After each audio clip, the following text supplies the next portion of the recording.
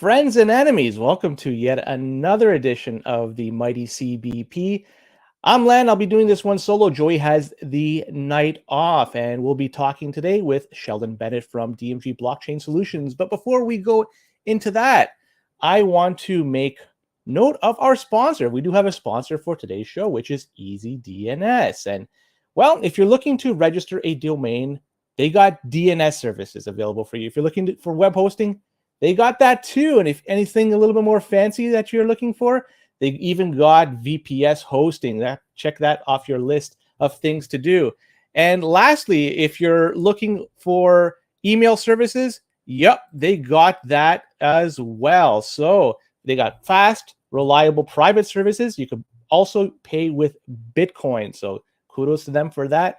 And also apply the code CBP Media and you get your first 50% off your initial purchase. But with that being said, I want to bring the man of the hour into the show, the person that's leading a very respectable and responsible Bitcoin miner, DMG Blockchain Solutions, their CEO, Sheldon Bennett. Sheldon, thank you for coming on the show. Again, Len. Yeah, how's it going over there? Everything okay?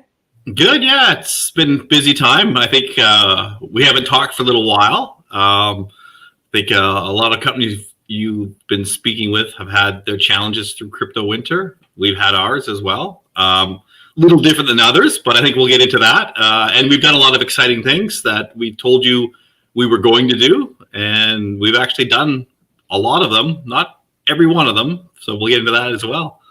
Well, we'll go through that. So, I mean, the Christina Lake data center is where the heart and soul of your whole operations is located. And I do know you have a whole bunch of new mining rigs coming in the next little while. You're going to be marching your way up to and potentially perhaps past the 1 exahash per second mark. Yeah, we will march past an exahash. So we recently released, did a press release on some additional miner orders that we've done that'll bring us up over 1.1, going towards 1.2 exahash. We're busy negotiating even more. So we're hoping to continue to grow. We would like to, and this all depends on markets and cash and what's going on with pricing. So I'm not going to say for certain, but we would like to work towards hitting 2 exahash by the end of this calendar year. And there's not a whole lot of time left when you think about Bitcoin mining, how long it takes to do things. But we have done some really interesting things and taken advantage of the downturn in prices in crypto miners and crypto equipment. So we've announced that we've bought over 40 megawatts of containers. So that helps us a lot. So the costing on that was very attractive, which is why we bought so many. This will allow us to move outside of the building. The building is about 30,000 square feet. And the building we run sort of half of our 60 megawatts that we've allocated with our utility. We can do the other app outside in the containers. We can actually push it a bit more. We probably can push ourselves to 70 megawatts. We have a maximum capacity of 85 with our main unit sub and substation that we own on our property.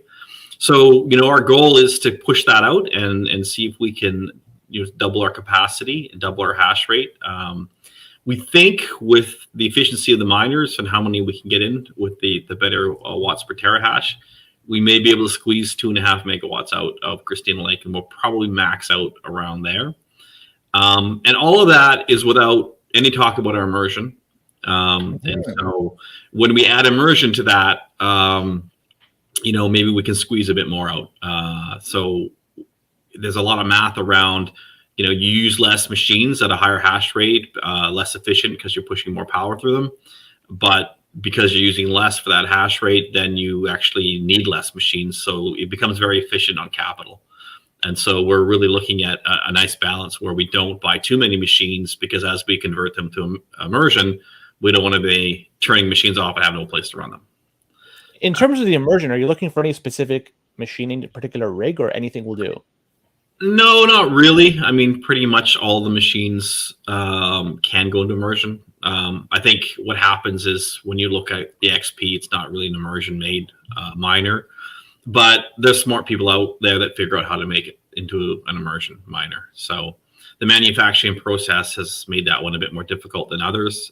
Most of our fleet right now is the J Pros, which work quite well in immersion. And there's something to be said about air cooling as well. I mean, there's no reason to put the entire fleet, especially where we are in geographically. We have a relatively cold season year round. We do get warm in Christine Lake in the summer for a few months, and that heat hit us last year, and we're hoping it doesn't affect us as much this year. But overall, there is a way that we can run a hybrid of immersion and air cooled. And we do see, all the containers we bought are air cooled containers. We do see us using air cooled outside for quite some time. The containers we bought have fan packages and water walls, so we think that we'll be pretty safe at running them throughout the summer. And the goal is to put the machines that are in the building into immersion. So I would imagine then when you get hit with the summer heat, it impacts the air cooled more than the immersion cooled miners. Yeah. And how do you deal with that? Do you throttle back your miners, turn them off, or are you still running them 100% at all? So last year we ran them 100% or as much as we could. We would have times where we would take certain sections and just turn them off because it's like a big square right in the middle of the square is the hottest. This year we've moved some stuff around. We've increased the amount of water walls, so we bought a lot more so we can bring in some more evaporative cooling. As well, we've been working with the underclocking, so basically the more efficient mode, where we would consume less power, hash a bit less, but be more efficient. And so we're looking at doing that in the sort of the hotter spots in the mine. So you're trying to maximize, I think, your watts per terahash. Is that what you're trying to achieve? Yeah. So in terms of when you're ordering new mining equipment, it looks like it's on the agenda. It's on your mind. You want to get it done. What's the lead time? Is it still relatively long, or no? It's pretty fast now. It's not like the old days where you'd put in an order and 6 months later you might see something, unless you were a huge miner that had the ability to move. Have Bitmain or MicroBT move the miners quicker. But we're finding right now that we've been doing spot sales. We've been doing them all with Bitmain.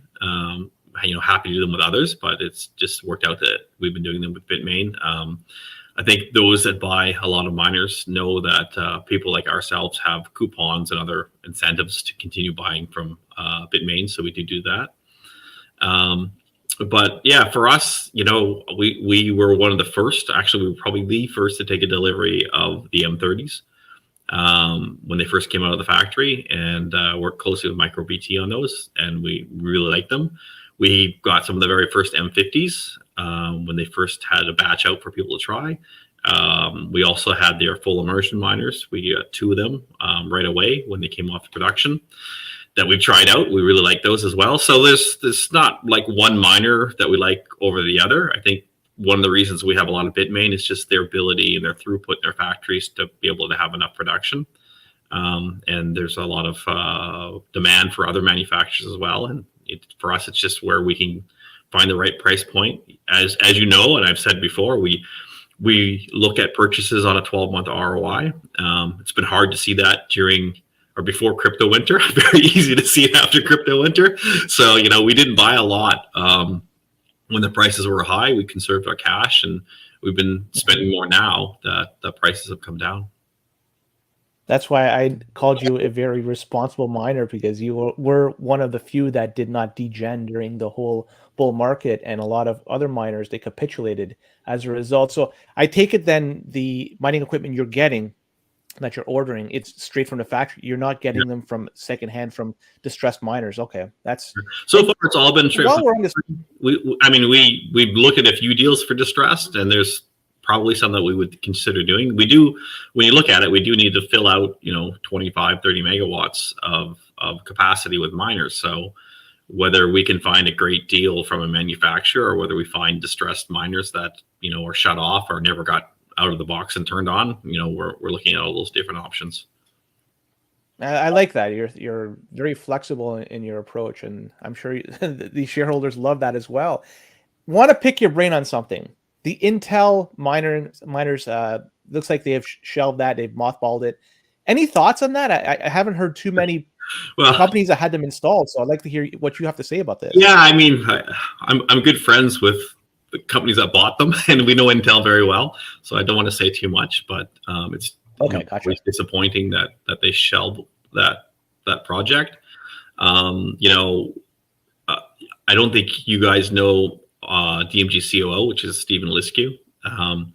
He spent 9 years as a semiconductor analyst and really knows the chip companies, and he knows Intel very well, as that was one of the companies he was an analyst of.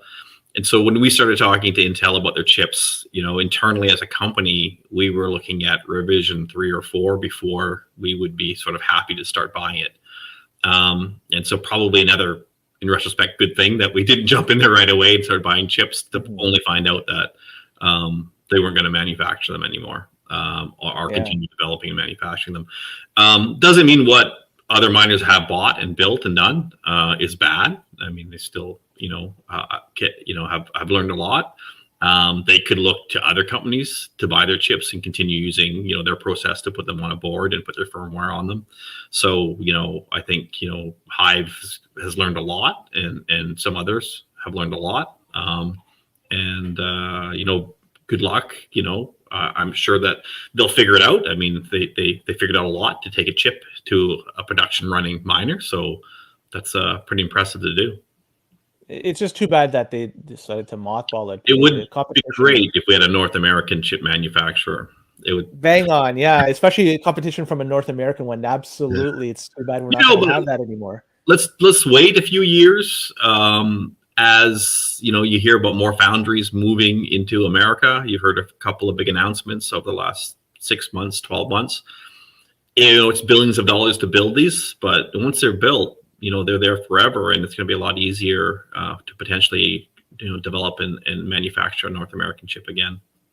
I think the one thing they were saying was it's going to be very good with energy. They were saying it was going to sip energy in comparison to its peers, but I don't know if you have any. Yeah, I mean, it never hit the XP sort of statistics for its consumption, so it's watts. Gotcha. Okay, we'll leave it at that because I don't want to dig too much in case there's some proprietary information you don't want to share. But the one thing that we had, we mentioned it a little bit, is it's been a very challenging market in the past year and a half or so. And a lot of other Bitcoin mining companies, during the bull market, they were borrowing as much money as they can and buying as much equipment. DMG Blockchain Solutions had a different approach. From what I understand, your debt is minimal to nil. So you were able to manage this bear market much differently than other companies. Why has this been your approach? We had a different approach. So as many people know, before DMG, I was in Bitfury, which sold its assets off through a deal and created HUD 8. During all of that time before Bitcoin really took off in 2017, 2018, kind of crashed. For crypto winter, and then came back up, 2 years ago, a year and a half ago. Before all that time, there were sort of 4 other crypto winters. And so from my point of view, we're kind of at, you'd call it 5 or 6 in the crypto winter world. And so when you've seen enough of them, you kind of go, okay, well, this is going to ride up and it's going to fall hard, and it's done it before. And so when we looked at what was happening, we looked at the amount of pure capital, especially out of the US, that was going in, being raised and going in. We knew we couldn't compete from the point of view that, if Bitcoin does what it's always done, it gets oversaturated with miners, and then you have price pressure on it, then we just knew it was going to fall. And so it was really hard for us to get into the game of, leveraging and taking a lot of debt for something that historically we've seen just falling after a while, and it's a free fall when it does fall. And that's what we've seen every time. And so, when we kind of looked at what we should do with the money we raised and what we were doing in our capacity, and should we borrow more, we looked at it and went, just at $80 a terahash, at $70 a terahash, at $90 a terahash, even at $60 a terahash, the ROI that we could see and where we saw the network difficulty going, so our yield of Bitcoin in the future that we would get from our hash rate, we just looked at it and said, well, we're hitting 18 months, 24 months, maybe longer to get our ROI. Do we want to work for 18 or 24 months before we actually bring any money into the company? Because we're spending all of our time paying off our machines, right? Pay the power and the cost of the machine before you actually get that cash flow that would be accretive to your investment. So we kind of looked at it and said, well, a lot of people are going to dislike us because we have all these shareholders screaming at us saying, buy more, do more, power capacity. And we said, no, I mean, we're going to wait it out, because if we wait it out and the price drops, to $30 a terahash or 35 from wherever it was, then we're back to 12 months or something like that. And that also means that I don't have to spend 2 years. And so if I bought it at 70 and I got to spend 2 years to get my ROI, if I wait 6 months and I can buy it at 30 and I get my ROI in 12 months, then, I've taken 6 months of ROI time away. And that's really important. It is super important in this business. And so that's why we said, well, we're going to wait it out. And, people that want us to have more hash rate, we're sorry, but if you don't understand our strategy, I mean, unfortunately, we're public. We'd like you to buy more stock, but the other side is you can say our strategy is wrong and vote with your stock holdings. We think it was the right strategy. We came out of the crypto winter. Well, people are debating if we're out of it yet, but a lot of people think we are. Debt free. We did a small financing of $1 million, but that was on property, nothing to do with machines. And we mainly did that to build credit. So it's quite a simple piece of debt. It's a low cost debt. And now we're in a position to where we have, coins. I mean, if you look at the liquidation of some of our peers of their coins, we have more coins than, other companies that, some companies had thousands of coins. We have around 450, and we have more than a lot of companies, from 6 months ago. So, we're in a good position coin wise. We're in a good position cash wise. We own everything. We, outside the small $1 million debt, $1 million debt versus a $90 million balance sheet. Mm-hmm. We're operationally cash flow positive. And I say it operationally, not financially, because we have depreciation on our financial statements. But, we've come out to be a very strong company during a very bad time. And we think that positions us to grow more and be even stronger. And so far, we've only just been talking about our mining operations, and we've been doing so much of other stuff. But, the fact that we don't have debt, the fact that we own everything, the fact that miners are at an all-time low, as you can see us buying some more, and the fact that we have the capacity to put more in kind of sets us up to grow this year. And for us to spend some money, it's not that hard. I mean, if you took 450 coins at $30,000 US, I don't know what that is, probably 18 million Canadian or something. Okay. I was just going to do the math, but sounds good. Math, yeah, I mean, it's a pretty simple math. So, we can liquidate coins whenever we want. We can still we always keep a few $1 million in cash, and we're in good shape. So, we're pretty excited about the core, our core business of Bitcoin mining. Now, this is a really dumb question, but you mine a coin and you could liquidate it. How do you liquidate it? I mean, which exchange do you approach? Is that information you could share? Or? Yeah, I mean, not a lot of people know this, but we have our own exchange. So DMG, we have an ownership in a company called Bosonic out of San Francisco. Right. Okay. And so through the Bosonics, it's a layer 2 exchange, which is cross-custodian. So through that exchange and through our ownership, we actually have our own DMG exchange. So it's like exchange.dmg.com. And if you have an account with us, we did set up accounts for people that use our Terra Pool. If you have an account with us, you can go in and the coins you would move there to be sold would go to, you can pick your custodian. We use Prime Trust, but there's other custodians you can use. We'd go to your custodian and sit there. And when you do a transaction, the cash comes just wired to you as you sell coins, and the opposite for buying. If you send cash in, you can buy coins. And it's not just Bitcoin. There's Ethereum and a bunch of others in there. And because, we're a shareholder of Bosonic, we have very good rates, and we pass those rates on to other users. So it's not, paying a 1% commission or a 0.5% commission. It's much cheaper than that, much better. I'm sure whoever does scoop them up are very happy. Those are virgin coins, so they haven't held in too many hands. And primarily our coins come from TerraPool. And so Let's talk about that. Free coins. TerraPool is something that's very interesting. I don't think a lot of people understand what it is, and that actually it's affiliated with DMG Blockchain Solution. Tell us, what is TerraPool, because this is a very interesting topic. Yeah. So TerraPool, sort of the genesis of TerraPool, if you back up a little bit before we opened TerraPool, is we opened up a pool called Blockseer Pool. So we own Blockseer out of Silicon Valley. It's one of our brands.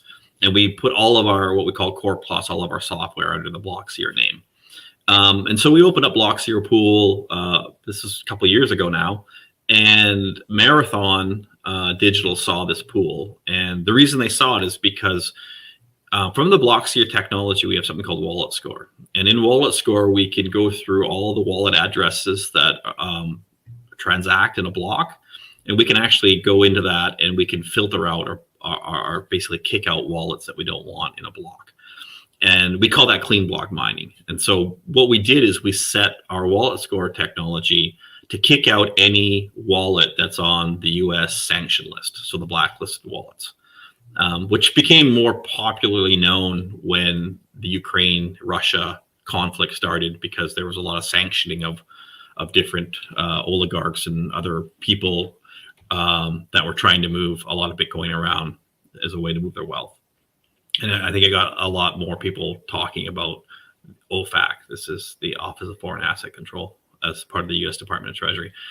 And so originally when we created this technology, Marathon really liked this idea that, as a public miner, we're not doing business with wallets that are against the U.S. government's sanction list. They liked that. They liked how we put the technology together and all this. So they mined a block and said, hey, we mined the first OFAC compliant block, using Blockseer technology in our pool, because Marathon had taken a license of our pool technology for that. And they got about a lot of people that were unhappy with that, I guess. They saw it as censorship. Mm-hmm. And we saw it a little bit differently. We saw it as, censorship can be defined in different ways. But when you look at running a mining pool, you have to look at the jurisdiction that you're in and the laws and regulations that a business has to follow. And so if you're a U.S. company and the U.S. government said, you can't do business with these people or countries or wallets that you can see which wallets they are, then by doing them, you bring on legal liability with the U.S. government, right? And so our point of view was, we didn't really see this technology as censorship. We saw this technology as compliance. So if you are a criminal and you've been sanctioned, or your Bitcoin wallet's been sanctioned, all we were helping Marathon with our Blockseer technology was not to do business with those sanctioned wallets. Now, a different pool, especially a non-American pool that doesn't use our technology or any technology, their transaction will go through in the next block that's won. So from our point of view, the transaction still gets posted on the Bitcoin blockchain. It's just not done by Marathon, or it's not done using DMG's technology. And so we saw it from that point of view. It's not really censored. It's just not selected to work in this instance. So, we're not stopping anybody from being able to move their Bitcoin. We're just saying that you will move your Bitcoin on this pool. That simple as that. So moving forward, we're good friends with Argo, and Argo and DMG are both very interested in ESG, and Peter very much when he was the CEO. And we got together and looked at what we had built for Blockseer Pool and what it was doing for Marathon, and decided that let's make another pool that takes on this ESG narrative that, all these crypto miners are bad and they're all sucking up coal and destroying the environment. And so we created TerraPool as a partnership where DMG would run the pool and we would be responsible for it with our Blockseer technology, and Argo would use it and they get some advantages to using it. And they're really like a big marketing partner for us to bring others in. And so that went well. We got it up and running and working with Argo. Mined a lot of coins with them. We created them all without carbon. Argo did have some, and it's in their sustainability reporting, carbon in their power, which they wrecked off. And so we do allow wrecking off of power. And, we run the only pool that we're aware of in North America that is based on renewable energy. And because it's based on renewable energy, there's a couple things that are really interesting about it. One, obviously, there's no carbon in the Bitcoin. And two, there's no carbon in the Bitcoin transactions that go through the pool. And so when you look at what's going on in the world of trading exchanges and what's going on in the world of Bitcoin and carbon, we're kind of take on two things. One is, people complain that Bitcoin emits too much carbon and it's very carbon intense. And we say, well, if you're on TerraPool, you would have no carbon in your Bitcoin. And we can track the UXs and we can see that, yeah, these are all the carbon-free Bitcoins. But two, what's interesting, because of this technology that we created after our clean block mining, which we call Petra, we figured out a way that we can inject transactions into a block. And so we can actually work with financial institutions or individual exchanges or whoever is interested in this. And we can take a transaction and we can put it into a block. So typically when a block is formed, you have the Coinbase transaction built by the Bitcoin protocol, and it's built on transaction fees. And the highest transaction fees get in first, and people want to mine those to maximize revenue. And so we do the same thing. We still have that block template that comes to us. But what we can do is we can basically run our wallet score and kick all the OFAC out so we can filter out. But we run Petra and we can actually inject transactions too. So we'll kick a couple out, we'll inject some. And by doing that, we can bring in whatever transactions we want. And the original idea of why we created Petra was to allow financial institutions or organizations that had regulation on them that would stop them from being able to work in Bitcoin. So if you go to, I would have used the Royal Bank, but they just hit number one on the worst carbon bank for financing. So if we go to BMO or TD or somebody else, and you say to TD, you say, hey, why don't you allow Bitcoin into your customers? And they'll put their hand up for a few things, and they'll say, well, one, we have a problem with OFAC, and we say, well, no, you don't, because we got all the OFAC out, and banks can't have OFAC. And then they'll say they'll go, well, we don't know who all these transactions are in the block, and we have to do business with people that we know, like KYC. And we'll say, well, we own Blockseer or Explorer, so we'll tell you all the transactions that are in there, so we get who the counterparties are in a block.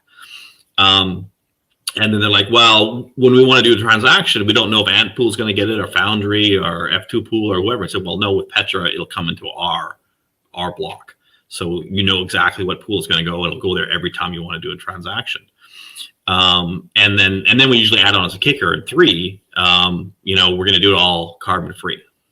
So it'll meet your ESG initiatives. And so we've been working with the Blockseer pool technology to really pull away all the reasons that institutions would say, or all the reasons why they would say no to getting involved in Bitcoin. And then just behind the TerraPool, one other reason why we think financial institutions will become more interested in it, we're working on it, but nobody's been interested in Bitcoin during the last crypto winter, but we think it'll come back, is that TerraPool, you can't join it. You can't go like some pools, you just have a username and a password and you're set up, you put your stratum in there and you start mining. You have to apply to us to get in. And so we KYC you. So if you are, a sanctioned country or individual trying to go on TerraPool and say you have, like clean renewable energy in, I don't know which one, North Korea, and you want to join our pool, right? We're not going to let you in. Mm-hmm. So, but other pools, they don't do any of that. It's just you open an account, you put your hash rate on, and you get paid for it. And so that's another part of the KYC and the issues with the financial institutions is that they can't partake in being involved in a system that would be paying, or allowing sanctioned countries, organizations, people, whatever, to profit. And so we created this system whereby you sit in our system. It's an ecosystem that's clean energy, it's KYC, it's clean block mined, it's OFAC compliant, all of these things that you need so that when your president says, why on earth are we doing Bitcoin? And the compliance person can say, well, we're doing it because we can do all of these things. Plus, we have clients that want it. We have everyday people that don't know how to get into a Bitcoin, but they trust us as a bank. Or us as a financial institution. If our financial institution can put it onto our bank balance where they can see checkings and savings and RRSPs and blah, blah, blah, and they can see Bitcoin and it's got a bank's name. I don't want to say anybody's name because they'll probably call me and say, why did you say our bank name? Then I think that's a good thing. And I think that this is what will drive for what we care about, the price of Bitcoin up. Because the more people that use it, the more demand there is, the more price appreciation that will happen. And so, our strategy of compliance is also a strategy of opening up the market. And you can see this unleashing, whatever I said, some behind me, blockchain adoption. I mean, that's kind of what we're trying to do, is we're trying to get more people to adopt and use Bitcoin. So that's the answer. No. And what is the process to actually get into Terra Pool? You said you have to apply. How long does it take? And I mean, what is it? Not long. We do an energy. We have to know where you are and all these locational things. We do an energy audit. Pretty much everybody we talk to, we know. So we don't have an issue where like a miner will come to us and apply for 10 to 50 petahash, and we never heard of them. So most of them are larger miners that we know. Happy to take smaller miners as well, but that's kind of how it works. And the reason is that we start with sort of a desktop audit of our energy. And we say, okay, if your energy mix is, I don't know, give it a number, 75% renewable. And it's actually quite easy to get the numbers by the location, because you can figure out what grid they're connected to. If we know what they are, and then we work with them on the rec side, and then we have rec providers that they don't know how to do it, that we just give them the contact information, and then off we go. And so it's pretty easy. Some of the Canadian miners, it's really easy too, just because there's so much hydro that there's not a whole lot to talk about. So it works well. We do also work with some of the different certification organizations. So we're not picking, who would be a power certifier in the crypto ecosystem, but we're definitely working with all of them to participate in their pilots. It's not our business, but we're happy to help whoever wants to get that piece of business and grow it. And maybe it's something we adopt and work with a third party to check the energy. But so far, we're busy just working with different certifiers of power out there. In terms of the overall growth of Terra Pool, is it growing in the same rate, higher or lower than the overall hash rate? So no, it's not growing with the overall hash rate. So the one thing we haven't done a lot is the marketing and sales of Terra Pool. So we do need to do a lot of work on that. What has really made selling a pool, even though it's a green pool, difficult is Foundry, to be honest. So Foundry pool has zero pool fee, and that's really made it hard to get miners to move, because who wants to pay a pool fee? They don't have to. Mm-hmm. Now that's changed. Foundry, we believe, we've heard, because I haven't talked to them directly, but we've heard from other miners that they've started instituting a pool fee. So that kind of makes it a bit more of a level playing field for us. Our goal actually is to have no pool fee. We believe that the coin that's created out of mining on Terra Pool has a premium to it. There's been some proof in the market that clean coins can demand a premium, 1%, 2%, 3%, 4%, 5%. CleanSpark did a deal with Sustainable Bitcoin Protocol. I think it was around 5% margin on selling a coin, using the protocol to sell some coins to a buyer, a fund. So we think the same thing can be said for coins coming out of Terra Pool. whether you use Sustainable Bitcoin Protocol or somebody else's, or you just have actually the information from us that the coins are clean and you have the hash information. We have been working with a partner and looking at selling some of DMG hash rate on a trial basis that would be at a premium because it's all coming from clean energy. And so there are buyers willing to pay, I think we're setting the price at 7% above standard hash rate. Is this an industry first? I never heard of anybody else doing this. They're all in industry first. Like this is what we've been busy doing during crypto winter, is we've been busy building a lot of the stuff out ourselves or with partners. And so, for us to be able to turn around and sell, say, 100 petahash, and 100 petahash, I mean, make up a number, but say 100 petahash will make us 7 coins in a month. But if we can turn around and sell that at a 7% premium up at the beginning of the month, that's a pretty good thing. And then so whoever owns that would get the 100 petahash. They would pay us the premium on it. They would get the output coins from it that would be clean energy.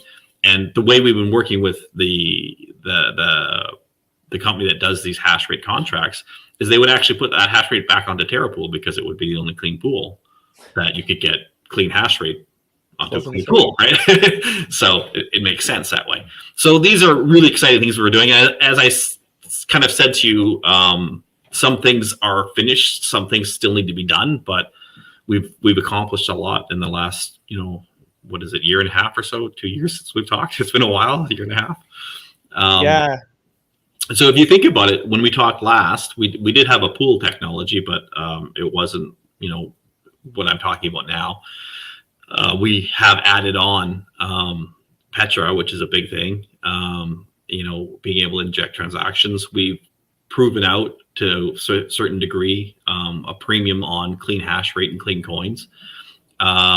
We are really close with Bosonic in doing our first Bitcoin transactions 100% with clean energy, so no carbon in the transaction. So there's actually a sustainable trading industry group based out of the UK that's for traditional trading. So if you're buying and selling commodities or equities, they're trying to get the carbon out of the systems that trade all of these and data warehouse everything. And we're looking at that and becoming a member, because what we've created and what we're doing is every time you want to trade, if you would use our DMG exchange, which is again powered by Bosonic, every trade we would then run them through TerraPool. And so when you do the trade from, say, I want to give you want to buy a coin for me and you got 30K and here's a coin, that transaction, if it goes to TerraPool, would have no carbon in it. So you could turn around, and if you were, say, a financial institution that had an ESG initiative, or yourself that has your own personal one, it's kind of like, Air Canada as Canadians, that when you want to buy a flight from Vancouver to Toronto, it also says, do you want to pay $91 to plant some trees or carbon offset? It's the same idea, where we can do the same thing, where we can carbon offset that transaction by using our pool. And, we're not too sure how the market's going to take it, but so far we've got some feedback from some of the institutional exchanges out there. They quite like this idea of getting the optionality of letting a trader decide, yes, I want to do it with TerraPool and clean energy and have no carbon impact on my Bitcoin trade, or no, I'm happy with, the way it's done traditionally. Now, we charge a premium for that because it is a product, and we feel that it's a product that has value, and we think that there are buyers, there are people out there and funds out there and exchange out there with ESG initiatives that never had that choice, but now, with the optionality of picking, we think that they will pick it, not all the time, but they'll pick it some of the time. And I think that's a good thing for TerraPool members. And it's through us being able to work our way into different trading organizations, so different exchanges and different groups that would find this interesting, that if we can start making enough money doing that, then we actually don't have to charge the miners a pool fee. And so our idea, instead of is by finding ways to monetize what the pool already does, let's pass that savings on to the miners and get rid of the pool fee. Nice. And be so, able to attract a whole bunch of mining. well, this is a way that we can attract miners by saying, hey, if you're a green miner or a green miner or close to green miner with some RECs, we're working on a path towards not needing to charge a pool fee. So you would have a zero pool fee, and then like Foundry used to be, we would be the only game in town that is a no fee pool. So the way for us to do it is to find ways to monetize what the pool does to the benefit of all the pool users. Right. And so that's one. Another one we're going to talk about, and I'm not going to start until you want to get into Ordinals, but that's the other one. Let's go into it. Because I do know that you did do something with Ordinals, that you added a block that was out of band, if I recall correctly, and an Ordinal was added to a block. We've done more than one, but we'll get into that too. Well, I mean, I've talked about this at length, and I'm not going to really butt heads, because I'm just a pleb, and what my concerns are and what my needs, my challenges are very much different than yourself sitting over there managing, leading a Bitcoin mining company that is publicly traded. So you're out there trying to achieve as much profit as possible to appease your shareholders. So you may not have the same goals that I do as a pleb, but I want to hear your thoughts about this, because you did mine several blocks, it sounds like. Run with it. I want to hear what's the whole story behind it, what's going to happen moving forward. I want to hear more about it. Yeah, so, when Casey created Ordinals, nobody really knew what it was and what the opportunity was. I mean, I shouldn't say nobody. People quickly figured out what could be done with it. Nobody knew which way it would go. But for us, we had just finished testing and releasing Petra. So this is the way you can inject a transaction into a Bitcoin block on our pool in mind. And, we'd finished that, and it was, I can't remember, it was weeks or months later, but we were doing transactions, pushing them into blocks and trying this out and trying that out and going, okay, this is going to be great for financial institutions. And then this Ordinal thing popped up, and it was like, okay, people are putting Ordinals into the Bitcoin block, and it's pretty easy. You have a wallet, you attach some fees to it, and you transact it in a pool, pick it up, and your Ordinal's in there. But what's interesting about Ordinals and why we've gotten more involved in it is that there's a threshold of about 370 kilobytes that the Bitcoin protocol will accept for an Ordinal. Over that, it'll reject it. And so the Bitcoin protocol kind of does two things. They have a low band, like 0 fee, they kind of kick it out. And if it's too big of a transaction from a kilobyte point of view, they go, this isn't a Bitcoin transaction, this is something else, they kick it out. And so there's just these mechanics in there. I'm not the CFO, or sorry, not the CTO. I'm not our CTO, so I may say a few things wrong. So okay, our CTO Adrian can help a lot on this if you ever want to do a deep dive into it. But because we can inject and build our own blocks, we can take anything up to 4 megs, which is the amount of room there is for Ordinals on a block, and put into a block. And so the first big one we did that people heard about was DGod. So we did a collection of over 500 images for DGod in sequential. And there was a lot of, I think, positive feedback to us for doing that. And, if you back up before we did DGod, there was another pool that did, I think it was Bitcoin Wizard. And they got a lot of mixed review about doing it. I don't want to say, maybe you should say it. And they're friends of ours, so I gotta be careful. I really like them. And from what I understood, the mixed review was about transaction fees. And so, miners are, selling or whatever, contributing their hash rate to a pool. And there's this sort of unspoken rule, in some ways spoken, depending on the contracts, that when that pool operates, you should get your share of those transaction fees. So if you don't get the transaction fees, people get upset. With our pool, when we did DGOD, we actually self-mined that. And so, you can take the fee because we get paid to do this on chain or off chain. It depends on how you want to set it up. So we did that one, I think mainly off chain. And there are a few other little transactions in there. And we kind of looked at it and said, okay, well, nobody really said anything because we didn't have any miners to get upset if we didn't share the fee.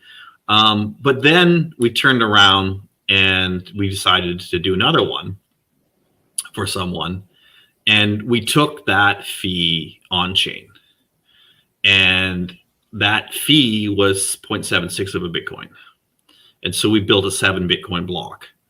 And a lot of people saw that and said, well, that's one of the biggest blocks we've seen in a long time. And so we turned around and said, you know what? Why don't we take, wherever possible, all the fees we get for Ordinals on chain?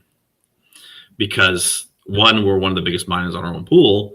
And two, all those others can participate in that additional transaction fee. The idea being that when we talk about trying to get to a point where we don't have to charge pool fees, Ordinals is a way we can do this. Just like I was saying, if we can set up transactional fees for moving Bitcoin carbon-free in our pool to third parties, we can actually look at Ordinals as a way to substitute the cost of running the pool. So we could look at, another path of revenue to subsidize the pool cost. So, I'm just looking over, that's why I turn my head at my list, and we have 6 blocks that we've put Ordinals in. I think the most well-known are DGODs and BitNips. We did also do some work with Board 8 Yacht Club on their block, the 12. Sometimes we do everything. Sometimes we work with partners and other companies that bring these projects to us. We did war bonds as well. We do the Skrilla video. So we've done not just pictures like NFTs, we've also put audio and video in. So we've done quite a bit. We have more lined up to go into blocks that we're mining now. So you'll hear more of this stuff going out. We just sponsored Nolcha, which is part of New York Fashion Week. We were just there last week, mainly to meet with NFT artists. So we met with quite a few NFT artists that are looking at the Bitcoin blockchain versus, the Ethereum and other blockchains for where traditionally NFTs go. And we just sort of telling them the difference of, why the Bitcoin blockchain is an interesting blockchain to be in and how it's a bit different from other blockchains. But our point of view is that when, we or others put Ordinals into the Bitcoin blockchain, it congests it, right? There's been a lot of congestion with everybody trying to get their Ordinals in. But that congestion has led to higher fees. Yes. Higher fees are what Bitcoin miners need, because we have to come to terms with the fact that the halvening will destroy our block reward. And we have to figure out how to live off of transaction fees. If there's not enough Bitcoin to Bitcoin transactions, we should be so thankful that there's Ordinal transactions to help us get those fees up. So from our point of view, Ordinals and other things that are related to Ordinals, anything that we can transact in the Bitcoin blockchain that has value in a positive way. There's negative things you could put in the Bitcoin blockchain I wouldn't want to see there, I think is a good thing, because at the end of the day, it's transaction fees for miners, and miners need those transactions to survive.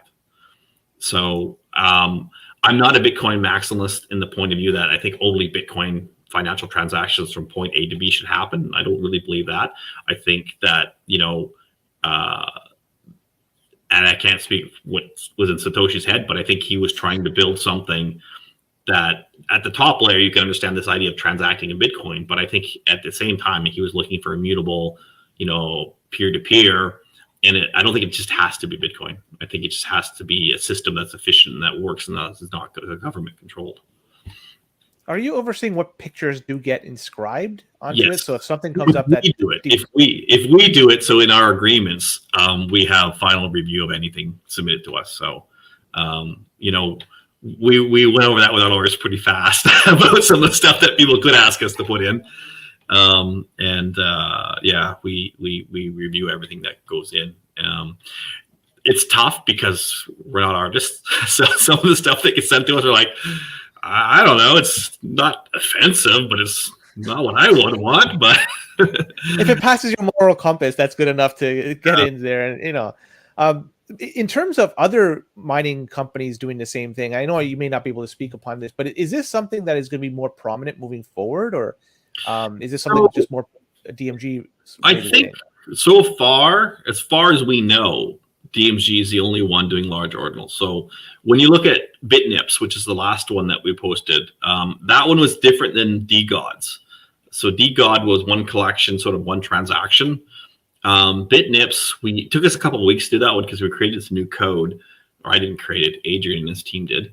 But what we were able to do is they did 100 images sequentially, and we were able to, for each image, allocate a wallet to it. So each image has its own wallet and its own keys. And what that allows the artist to do is to have that private key. So if they want to buy and sell it, they can do that because they own the private key. So if they want to, so we're trying to help them create a market for their art where they could sell it to a third party, and that third party would be assured through the provenance of the blockchain that it was original and not fraudulent. So somebody else didn't put a BitNip somewhere in some other block. That doesn't go back to them and their ownership. So we and this is what we're going to do more and more of this, whereby we're going to try and put the collections in sequentially with the wallets that the artist will own and control, so that they can then decide what they want to do with their art. And so that was a big difference than what we had done previously with others, where it was like one wallet kind of private key for the whole thing. This lets them break it up a bit more. We've got an interesting one coming out pretty soon that I'm sure people will question us on, because oh no, not the art, just the way we do it. So, but we really think that we're pioneering this, and maybe it's a fad and disappears. Maybe it stays forever. We don't know, but because of our technology at the pool, as far as we know, and we're kind of looking around, we're the only ones that are able to do these sort of 1 meg, 2 meg, 3 meg, 4 meg collections or individual pictures. What do you say then to the do it potentially, but it's not easy. It's hard to actually do this. And so the transactions that are waiting to be added to the next block, then they're going to have to wait a little bit longer. What do you say to those people that are still in queue and are going to be remaining in queue for a little bit longer? Transactions are always in queue, right? I mean, it's not like the Bitcoin blockchain is empty all the time. Sometimes it's quite empty, but there's always, and sometimes when there's a run up and the price is going really high or really low, unfortunately, there's a queue to get your transaction in as well. But again, that leads to higher transaction fees. How can anybody that's a miner be upset? Agreed. Now I got a question that's going to be related. I mean, I don't want to switch topics too quickly, but we don't have too much time. I want to respect your time for this show. What's the base, like the lowest price for Bitcoin that you're actually profitable? Like if Bitcoin gets to $15,000, are you guys underwater at that point? I'm wondering what is the lowest. 15,000 is, we're still making money. I think we've said this publicly a couple times. I think sort of, depends on how you want to say it. Energy costs are fully diluted, like with your G&A. I think we're at around $12,000, something like that. I always say something like that because it changes monthly. We do a monthly calculation and we look at, this is how much it costs us in energy to build a Bitcoin, and this is how much it costs us with energy plus our operational costs to build a Bitcoin. Yeah. And so we do that internally and run those numbers so we can see, what's our margin looking at on these. This is why I say that, we kind of run an operational margin, over 30%, with Bitcoin up to 30,000, probably getting up to 35-40% now. And with that very little debt, I mean, the only debt you have, like as you mentioned, was that $1 million in financing. Yeah. And I'm looking at it now. I mean, we took that debt, and I'd like to say I was really smart to do this, but I think it was just lucky. We started negotiating that debt for a while. We hummed and hawed about it because we didn't really need it. But we took that debt at a time when Bitcoin had dropped down to something like $15,000 or $14,000 for a month. It was around the end of the year, the beginning of the year. And so we took this $1 million in, and normally what we do is we sell off some coins and we keep the rest in our hodl. And we took that money in and we didn't sell any coins. And I think it would have been one of the lowest points in the month that we would have sold coins at. So we would have got the least amount of money for them. Right. And so when we look at how many coins we would have sold, and we look at the fact we didn't sell any, and we look at those coins now, what they're worth, they're more than doubled in value. We go, well, wait a minute, we've more than paid that $1 billion off by not having to sell $1 million plus of coins, because if you look at a power bill of ours is $1 million plus a month, right, to pay our power bill. Wow. And so you look at that and go, well, we didn't have to sell $1 million plus worth of coins at $14,000 or whatever. We still have those coins today. They're worth $30,000. We took $1 million in, but who cares, because we've doubled that value. So, I mean, that was one of our better things by timing. I wouldn't say we're smart enough to pick it on that exact month. We're smart enough to take in a little bit of debt to build up some credit. And I think we just, and it sounds weird to say we got lucky. I mean, we're not lucky if Bitcoin goes down to $14,000 or $15,000. Nobody's lucky for that. But the timing happened that the funding was finished with the lawyers and the money came in on one of the worst months for Bitcoin price. And so we took advantage of that by not selling any Bitcoin that month. Do you have time for a few more questions, or are you... Okay, so then what is your strategy moving forward with the Bitcoin that you do have on your balance sheet? Do you plan on holding it to a certain price point and then potentially selling it? Or yeah, I'm not going to hold your feet to the fire, because a lot of things may happen between now and then. But ideally, what is the best case scenario for what you have with the coins? We're not in the hodl business, to be honest. We are in the business of trying to believe that Bitcoin should be worth more than what it is today. So, we'd love it to go back to 60,000 in those days. And it may or may not go there. We'll see what happens there. We don't have a crystal ball, but what we've been doing is sort of selling off operationally and keeping the rest in a hodl, with the idea that, potentially it could get worse, the pricing, but most likely it won't. It'll stay the same, or maybe it'll grow, and we hope it will grow, because it should grow as the halving gets closer or after the next halving. And so, just kind of like I said, when we talk about buying machines, we just kind of look at the past, the last few crypto winters and what's happened in Bitcoin, and we go, this logically makes sense. Sometimes logic doesn't work in free markets, but we're probably pretty safe to do it this way or that way. So like I say, if we don't need to sell, then we will hang on to it. We will probably sell a little bit more coming up.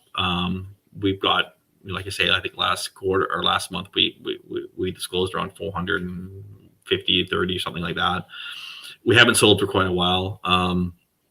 With what's going on with the miner prices, the fact that we can get new miners at a good prices, there is debate in the company whether we should be looking at liquidating Bitcoin now to buy miners at these low costs, since we have the capacity.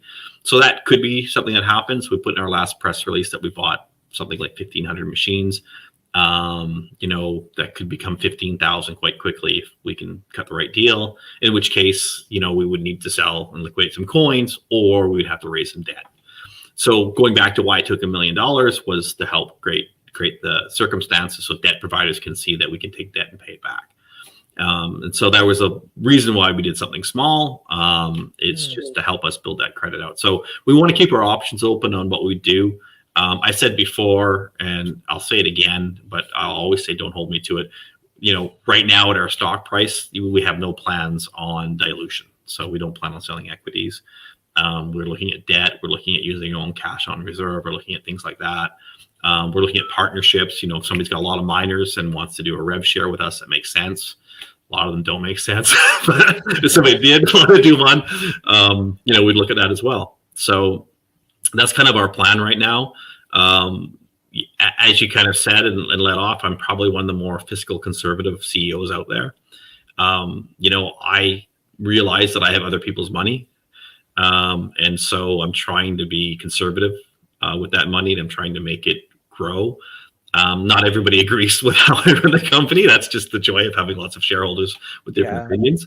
But, I always kind of look at my peers and the board looks at what I'm doing, and everybody's been pretty happy at DMG and what we've been doing. So we're not the biggest, we're not the smallest, but, I think we're a well-run company, and we're quite strong from a balance sheet point of view and a cash point of view.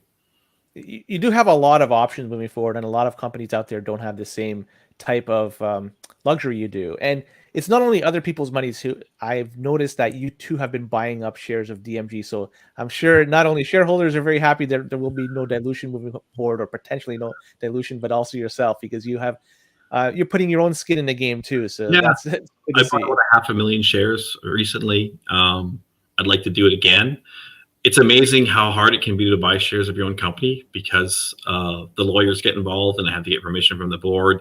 And you would think, oh, you're buying shares of DMG, what's the problem? But there's always this idea, like, do I know something inside? Am I buying because of some kind of inside deal that's going on? And am I taking advantage of my knowledge to enrich myself? So it's actually a lot harder than you may think to buy shares of your own company.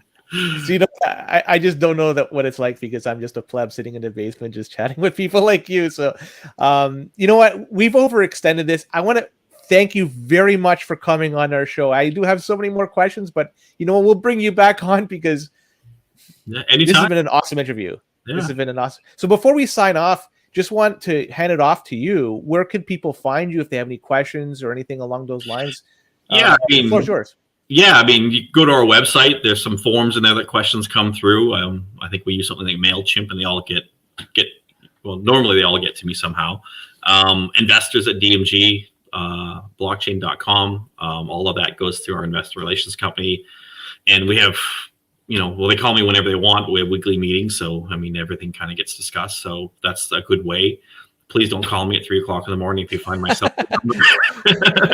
And you're in BC, so consider the time difference if you're on the East Coast. BC. And in general, we do our quarterly reviews live.